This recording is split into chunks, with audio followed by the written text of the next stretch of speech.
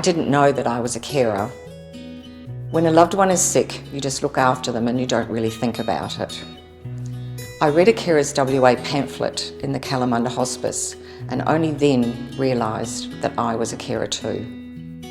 At that time, I was caring for my husband who had pancreatic cancer and I had to stop working. He had been sick for about 4 years. We were living in the country and very isolated, so I was driving 2.5 hours to the hospital for treatment every fortnight. Every now and again, there was an emergency trip to Perth.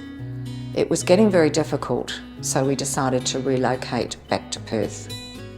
While my husband's children were in Perth, as was my son, my daughter was living in the same country town as us. She was pregnant and had a toddler, so it was very difficult to leave her. Once we had settled in Perth, there were still emergency trips to the hospital, but we were only 20 minutes away, which made life much easier for me. Also, having more family around to help was great.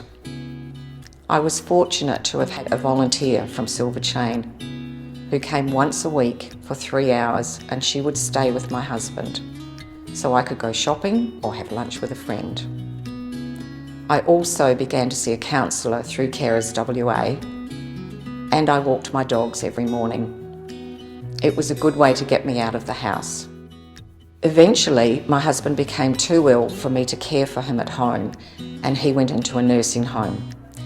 This was very distressing for me at the time.